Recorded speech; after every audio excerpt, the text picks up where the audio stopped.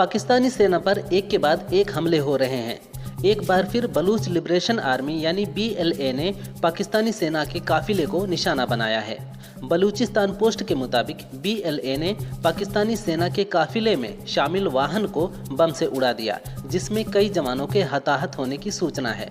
इससे पहले BLA ने जाफर एक्सप्रेस को हाईजैक कर कई जवानों को मार दिया था।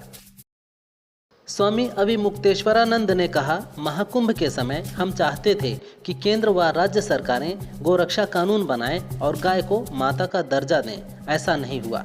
हमने दिल्ली के रामलीला मैदान में 17 मार्च को आंदोलन का निर्णय लिया। हमें पुलिस की अनुमति मिल गई थी। हालांकि केंद्र सरकार ने हमारे अनुरोध को रद्द कर दिया।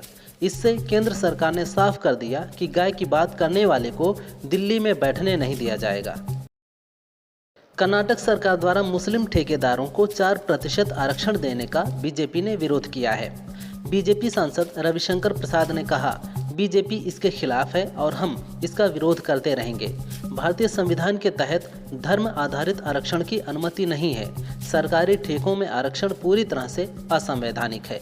सामाजिक पिछड़ेपन के आधार पर इसकी अनुमति दी जा सकती है, लेकिन किसी धार्मिक समुदाय को सीधे तौर पर आरक्षण देना स्वीकार नहीं है। संभल की शाही जामा मस्जिद में आज से रंगाई पुताई होगी। इससे पहले नाथ संप्रदाय के महंत बाल योगी दीनानाथ ने मस्जिद को भगवा रंग से रंगने की मांग की है। इसको लेकर महंत ने DM SP से मुलाकात की है। बाल योगी ने कहा, रंगाई पुताई मुस्लिमों के हिसाब से हो रही है तो हिंदुओं के हिसाब से भी होनी चाहिए। हमारी मांग है कि इसमें भगवा रंग भी इस्तेमाल हो। अगर भगवा रंग से पुताई नहीं हो रही है तो हरा रंग भी इस्तेमाल ना हो। एक्टर और राजनेता पवन कल्याण ने बिना नाम लिए हिंदी का विरोध करने वाले तमिलनाडु के नेताओं को लताड़ा है। इस पर एक्टर प्रकाश राज ने X पर लिखा, अपनी हिंदी भाषा हम पर मत थोपिए। यह किसी दूसरी भाषा से नफरत करने के बारे में नहीं है। यह हमारी मातृभाषा और हमारी संस्कृति पहचान को आत्मसम्मान के साथ बचाने के बारे में है। कृपया कोई पवन कल्याण को ये समझाए। BSP चीफ मायावती ने कांशीराम की 91वीं जयंती पर उन्हें श्रद्धांजलि दी।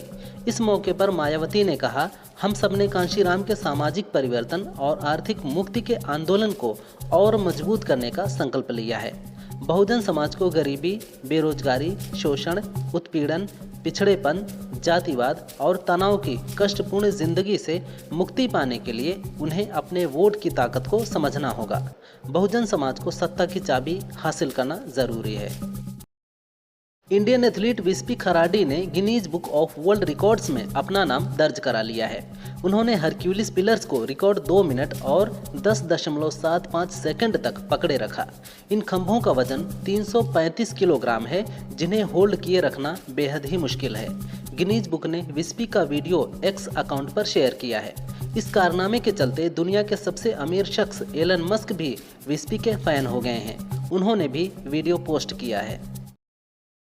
होली पर कई नेताओं ने कहा था कि जिन्हें रंगों से दिक्कत है वे लोग घरों में रहें। इन बयानों पर AIMIM चीफ असदुद्दीन ओवैसी ने कहा, कुछ लोग कहते हैं आपको नमाज नहीं पढ़नी चाहिए और घर के अंदर ही रहना चाहिए। उनका कहना है कि जैसे हमने अपनी मस्जिदों को ढक रखा है वैसे ही हमें खुद को भी ढकना चाहिए। जो लोग पाकिस्तान चले गए वे कायर थे। हम भागेंगे नहीं, हम कायर नहीं हैं।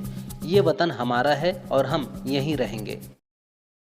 पूर्व ऑस्ट्रेलियाई क्रिकेटर डेविड वार्नर क्रिकेट के बाद अब सिनेमा में किस्मत आजमाने जा रहे हैं। इस कड़ी में वह रॉबिन हुड नामक मूवी में कैमियो करते नजर आएंगे। फिल्म से उनका फर्स्ट लुक सामने आया है, जिसे फैंस काफ़ी पसंद कर रहे हैं। डेविड वार्नर की ये फिल्म वर्ल्ड वाइड 28 मार्च को रिलीज होगी। फैंस अपने फेवरेट क्रिकेटर को एक्टिंग करते देखने के लिए बेहद उत्साहित हैं। महाराष्ट्र में औरंगजेब की कब्र को लेकर बयानबाजी जारी है। इस बीच विश्व हिंदू परिषद ने चेतावनी दी है। VHP नेता विवेक कुलकर्णी ने कहा कि 17 मार्च को पूरे महाराष्ट्र में ज्ञापन सौंपा जाएगा। अगर सरकार ने तुरंत औरंगजेब की कब्र नहीं हटाई तो हम कार सेवा कर औरंगजेब की कब्र को उखाड़ फेंकेंगे। औरंगजेब कोई साधु नहीं था, उसने हिंदुओं के स्मारकों को ध्वस्त किया था।